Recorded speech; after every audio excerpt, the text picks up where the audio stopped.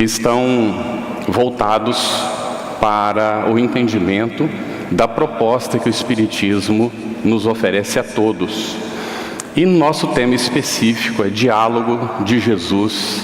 De que trata o Diálogo de Jesus? O Mestre, ele utilizou em todos os momentos do contato com as pessoas um diálogo específico de acordo com as pessoas e de acordo com a situação.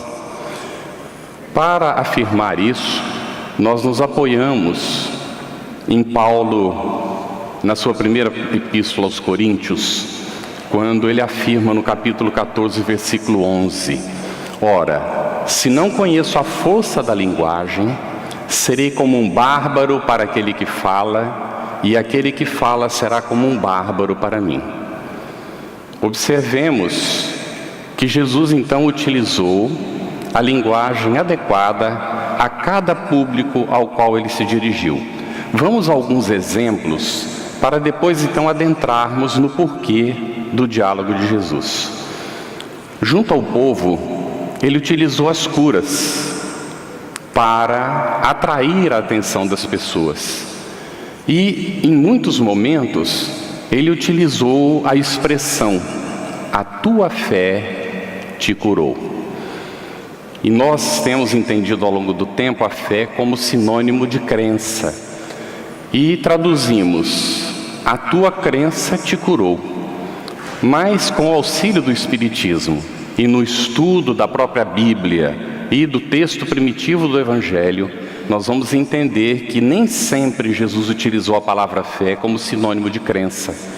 Na maior parte das vezes, ele utilizou como sinônimo de conhecimento.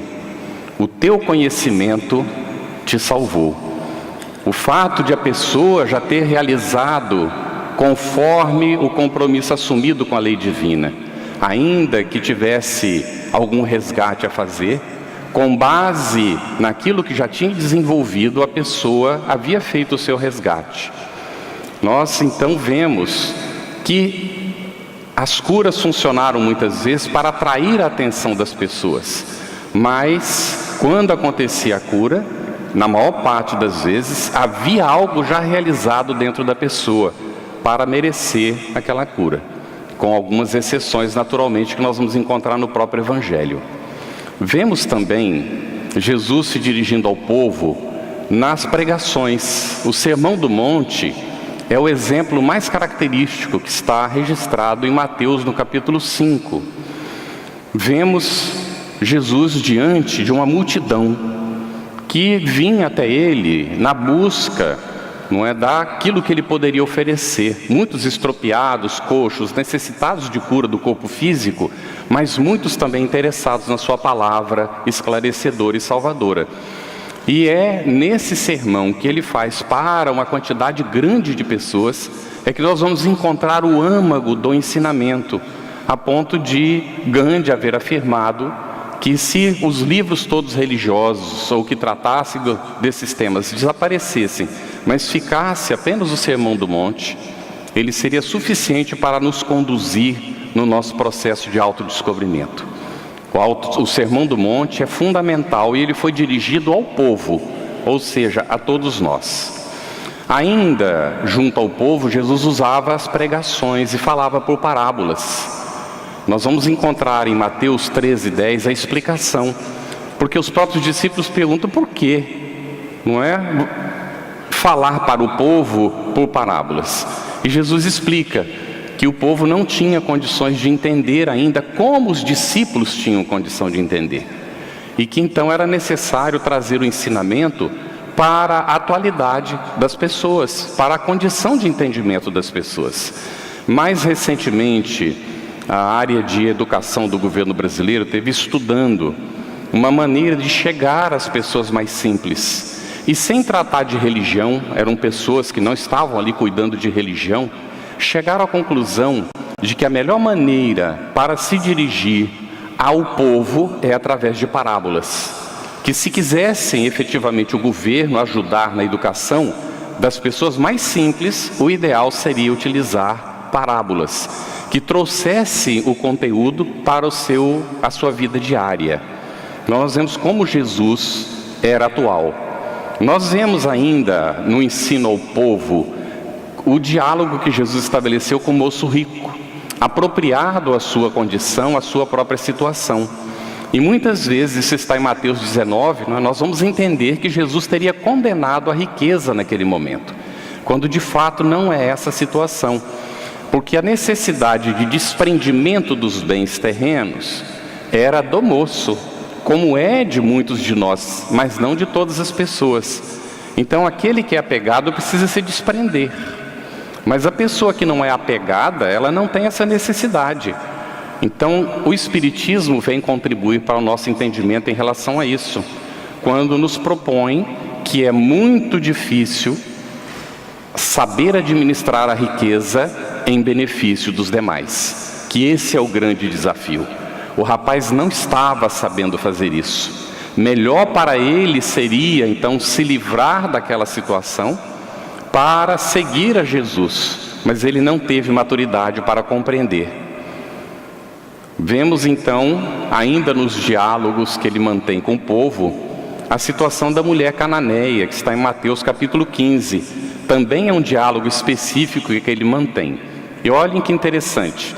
Disse que havia uma mulher cananeia que seria saíra daquelas cercanias, não é? Que seria de Tiro e Sidom. Ela clamou dizendo: Senhor, filho de Davi, tem misericórdia de mim, que minha filha está miseravelmente endemoniada. Aqui há margem para muitas análises, muitos comentários, não é? Mas nós vamos nos ater ao âmago da questão do diálogo de Jesus. Mas ele não lhe respondeu palavra. E os seus discípulos que chegaram até ele, não é, diziam para ele: despede-a, Senhor, que ela vem gritando aí atrás de nós. E ele então respondendo disse: eu não fui enviado senão às ovelhas perdidas da casa de Israel. Então chegou ela e adorando disse: Senhor, socorre-me.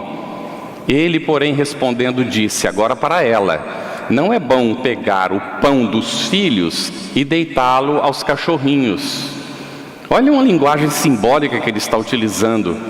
E olha o que ela responde para ele: sim, Senhor, mas também os cachorrinhos comem das migalhas que caem da mesa dos seus senhores. Extrema humildade, não é? Extrema humildade daquela mulher. Ela realmente se humilhou diante de Jesus. Então Jesus respondeu a ela: ó mulher, grande é a tua fé, seja isso feito para contigo como tu desejas. E desde aquela hora a filha ficou sã. Não consta que a filha estivesse presente. Então nós observamos esse diálogo que pode parecer superficial, mas foi muito profundo. Quando Jesus utiliza uma linguagem simbólica, a mulher sabe do que ele está falando. Ele já havia anunciado que havia vindo para os filhos de Israel e ela não fazia parte. E o diálogo de Jesus com os pecadores, cobradores de impostos, com as meretrizes, em cada situação o diálogo adequado à necessidade de cada um desses indivíduos. Então nós vemos os esclarecimentos que ele vai trazer, as orientações que ele presta e oferece para as pessoas. Alguns pequenos exemplos só. No caso do divórcio, Jesus vai ser tentado, não é? E vai ser colocado para ele a questão do divórcio. E Jesus se sai de uma maneira magistral, porque enquanto os doutores da lei e os fariseus estavam vindo, Jesus já sabia o que eles traziam. Já sabia quais eram os seus interesses. E conhecendo profundamente a lei de Deus, Jesus sabia efetivamente o que responder para cada um deles. Nós vamos observar então que ele se sai de uma maneira muito objetiva dessa questão do divórcio. Não vamos entrar na análise propriamente desse trecho, porque não é objetivo, é só o exemplo do diálogo que ele manteve, esclarecedor. Na questão da mulher adúltera também. Outro diálogo que ele manteve, inclusive muito interessante, porque no dado momento em que a mulher é trazida, ninguém perguntou onde é que estava o adúltero, só trouxeram a adúltera. Era uma discriminação para com a mulher, naturalmente, na época, mas a mulher não era considerada. E Jesus então, ao invés de responder às pessoas, segundo consta no texto, se abaixa e começa a escrever no chão. E as pessoas começam a exigir dele. Ele não vai responder, afinal de contas, o que nós vamos fazer com ela? Porque a lei manda apedrejar.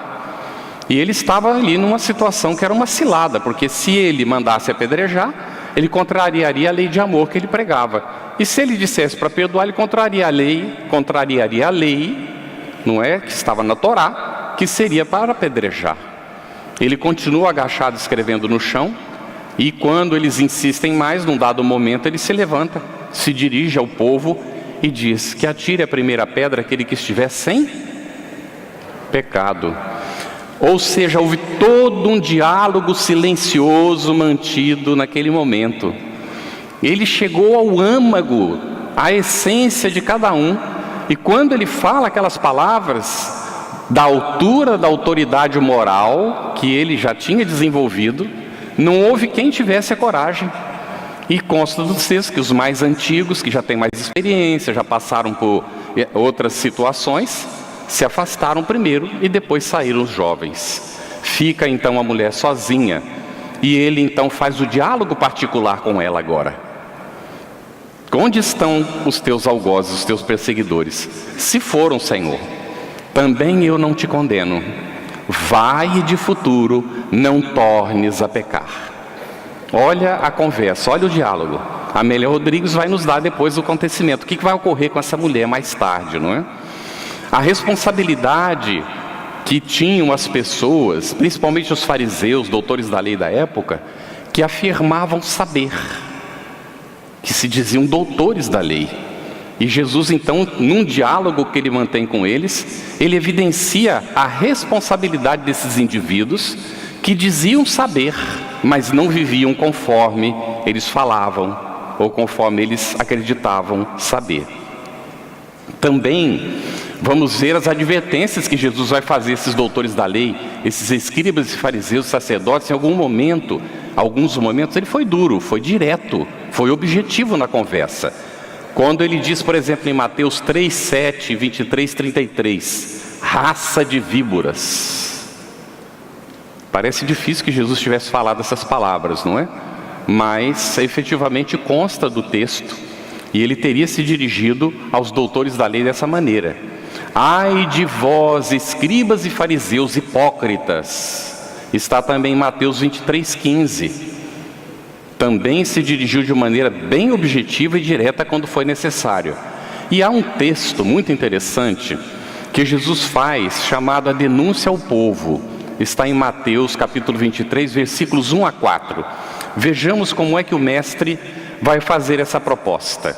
Ele diz assim: na cadeira de Moisés estão assentados os escribas e fariseus.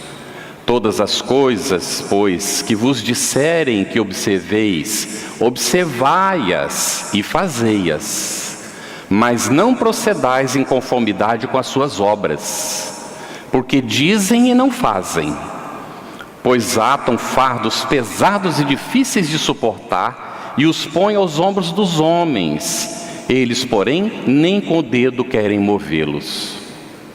Isso ele falando ao povo, às pessoas que estavam acompanhando. Então, alertando essas pessoas a respeito do perigo daqueles que simplesmente ensinam com palavras, mas não realizam. Nós nos lembramos aqui neste momento, não é?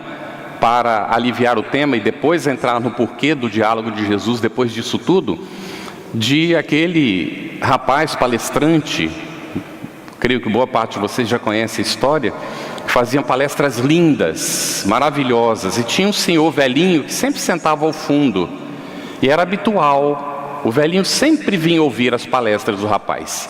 E os anos se passaram, mas um belo dia o velhinho não apareceu mais. Aquele moço notou que o velhinho não vinha mais, e como não vinha, ele deduziu que o velhinho tinha morrido, não é? Desencarnado.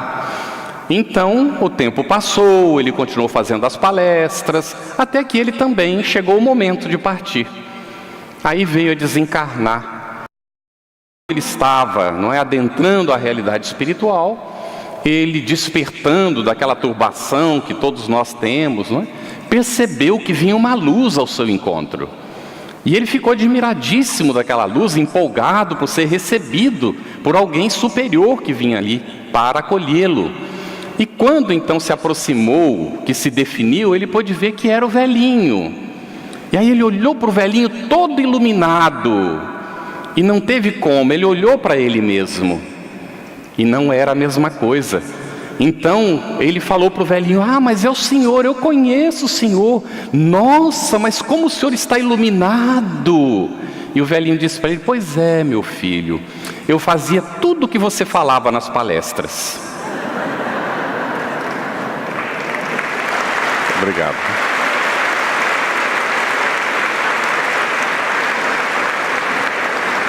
Temos no Evangelho de Jesus muitas e muitas outros exemplos do seu diálogo, mas nós queríamos destacar o diálogo que ele manteve com os discípulos, que é, afinal de contas, o que nós espíritas pretendemos ser de Jesus, não é isso?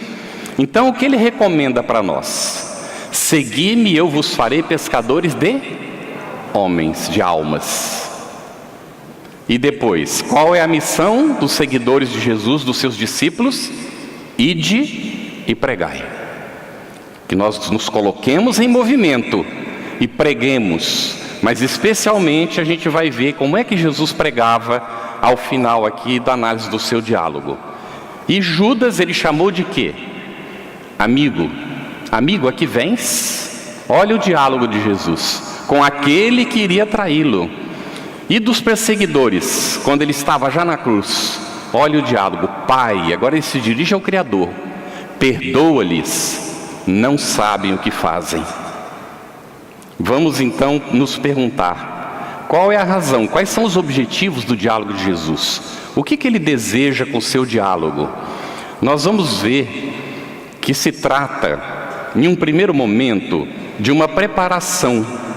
Podemos dizer que é uma preparação pessoal, uma preparação de cada um de nós. Ele fala para cada um de nós, de acordo com o nosso momento, de acordo com a nossa condição, com a nossa capacidade de entendimento. E ele nos convida, dentro dessa preparação pessoal, para o autoconhecimento. Então, o primeiro objetivo do diálogo de Jesus, e que está colocado e destacado no Livro dos Espíritos, que é o conhecimento de si mesmo, escrito no Templo de Delfos, e que Sócrates descobriu e propagou. Estava lá escrito: homem, conhece-te a ti mesmo. Então o autoconhecimento é o primeiro objetivo desse diálogo. Um segundo objetivo do diálogo de Jesus: o conhecimento do próximo. E um terceiro objetivo: a identificação do indivíduo com a vontade divina. Vamos especificar um pouquinho cada um deles. Autoconhecimento. Nos chama muita atenção, no capítulo 4 de Mateus, quando está escrito que Jesus foi levado para o deserto e foi tentado durante 40 dias e 40 noites por Satanás. Nós temos uma dificuldade com esse texto, quando nós utilizamos o conhecimento espírita para analisá-lo. Vou compartilhar, ninguém é obrigado a concordar, não é? Nem os internautas em casa, ninguém está obrigado a concordar conosco com o que nós estamos colocando aqui. Mas vejamos, nós vamos encontrar no texto bíblico o ensinamento de que o homem é tentado na sua própria concupiscência, ou seja, na sua própria imperfeição. Jesus tinha imperfeição? Então, será que Jesus podia ser tentado? Ainda vamos a um pouco mais. O que é Satanás? Carlos Torres Pastorino, no Sabedoria do Evangelho, que graças a Deus a Federação Espírita Brasileira deverá publicar dentro de algum tempo, o livro está sendo preparado. São 8 volumes que foram publicados do Sabedoria do Evangelho, mas em verdade são 13. E o primeiro volume foi todo revisado pelo próprio Pastorino, e deverá ser publicado então com essa revisão. Então lá, Carlos Torres Pastorino nos explica que a palavra Satanás no original tem o significado de o inimigo. E a pergunta que nós fazemos: o que é o inimigo do espírito? O inimigo do espírito é o apego à matéria. Se nós lermos o texto que está ali, logo antes do Sermão da Montanha, dentro de Mateus, nós vamos, se lermos com esse entendimento da doutrina espírita, nós poderemos entender que, na verdade, Jesus estava narrando uma parábola. E que esta parábola, ela é a representação do nosso processo evolutivo, pelo qual ele também passou. Não entraremos nos detalhes, não é, daquilo que ali é descrito. Só algumas referências para uma pequena visão. Ele está diante de Satanás, segundo consta, e nós vamos entender então que ele está diante do inimigo, que é a matéria. Que todos nós evoluímos dentro da matéria. Nós estamos utilizando corpos materiais para a nossa evolução. E então seremos levados ao pináculo do templo, todos nós, para utilizar a religião em nosso próprio proveito, explorando o nosso semelhante. Nós teremos que fazer uma escolha. Nós seremos desafiados no campo da matéria a comer mais do que a gente precisa. Então a matéria vai nos desafiar a acumular, que é o Satanás convidando ele a transformar a pedra em pão. E aí ele vai dizer: não só de pão vive o homem, mas da palavra que sai da boca do Pai. E assim vai sucessivamente. Se nós lermos entendendo que Satanás é o apego à matéria, então nós veremos essa proposta totalmente diferente, até chegar ao final, quando Jesus então diz que o ser que fez esse processo evolutivo, que leva 40 dias e 40 noites, ou seja, que leva um tempo que ali não é especificado, porque é simbólico, 40 dias e 40 noites é um tempo, é um certo tempo, que vai variar para cada um de nós. Quando a gente chega ao final desse processo, nós nos tornamos, como ele se tornou, Senhor dos Espíritos, que dava ordem e eles obedeciam, por causa da autoridade moral construída na própria evolução. Para corroborar o que nós estamos comentando, o que aconteceu com Paulo de Tarso? Quando ele se encontra com Jesus no caminho de Damasco, e ele vai então para Damasco, ele pergunta a Jesus o que ele deveria, que queres que eu faça? E Jesus não desviou-lhe do caminho nem nada, disse para ele que seguisse para Damasco. Ou seja, ele teria que escolher o que fazer.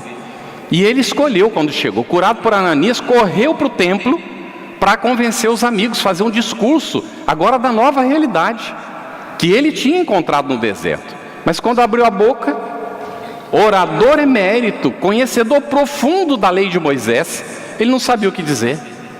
E entrou em conflito. E decidiu então ir para o deserto. Olha o deserto outra vez, para se preparar para a mensagem de divulgação do cristianismo nascente. Então o deserto pode ser simbolizado, pode ser o símbolo aqui, do mergulho que o indivíduo precisa fazer para dentro de si mesmo. E quando ele mergulha na matéria, é no sentido de buscar o seu autoconhecimento. É essa a proposta que nós encontramos então. Conhecimento do próximo, segundo ponto que a gente destacou. O próximo é em quem nós nos encontramos. Dentro da psicologia há uma teoria que diz que normalmente nós identificamos no outro aquilo que nós temos dentro de nós mesmos. Então o outro é o nosso espelho. Quando o que o outro faz nos incomoda, é porque a gente tem aquilo dentro da gente e por isso é que incomoda. Quando nós só vemos o lado negativo dos outros, é porque nós temos o lado negativo cultivado dentro de nós. Então o convite é para caminhar para a ausência total de julgamento. Todo o Evangelho nos conduz para isso, para aceitar o outro como o outro é. E neste processo nós descobrimos uma coisa maravilhosa, porque a gente passa a se aceitar como a gente é. E nós percebemos que nós podemos mudar, não os outros, mas a gente mesmo. E aí nós passamos a fazer esse trabalho de não exigir do outro, mas trabalhar dentro da gente para que a gente seja melhor a cada dia. Então essa é o conhecimento do próximo como aquele no qual nós nos refletimos e que também é o próximo, o indivíduo que necessita normalmente o nosso concurso fraternal E é através desse trampolim que nós realizamos a nossa evolução espiritual, porque cumprimos finalmente no próximo, na relação com o próximo, a função precípua do porquê que nós somos criados por Deus nosso Pai, que é para servir. E não há outra expressão, que é essa que nós encontramos no Evangelho de Jesus no seu diálogo. E aí vem então a identificação com a vontade divina, o conhecimento da lei divina, mas não mero conhecimento intelectual, para brilhar no campo intelectual da vida humana, mas o conhecimento para a vivência. Ainda esses dias, fazendo um trabalho relacionado com a área de estudo do Espiritismo, nós introduzimos o assunto justamente comentando isso. Todo estudo precisa necessariamente levar à prática, sem a qual o estudo não tem sentido.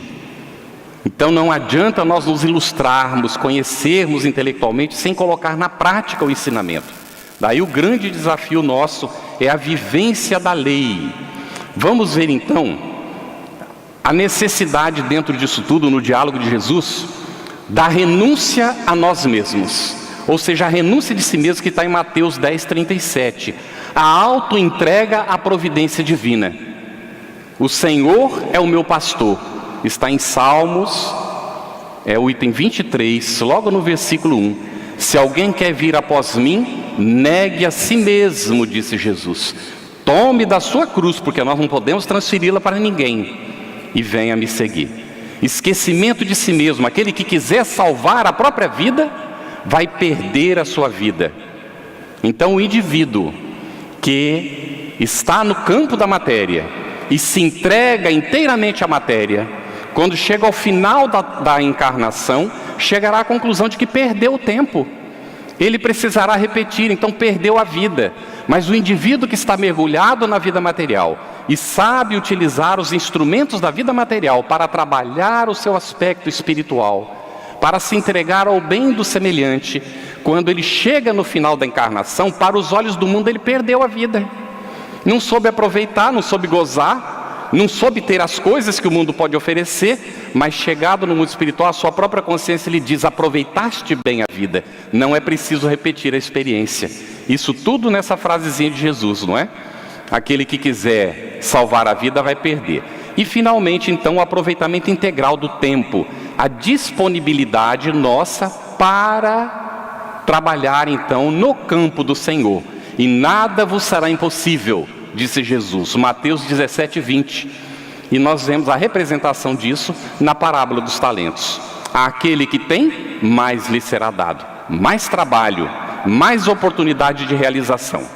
Que Jesus, o Divino Mestre, nos ampare e nos abençoe sempre. Muito obrigado.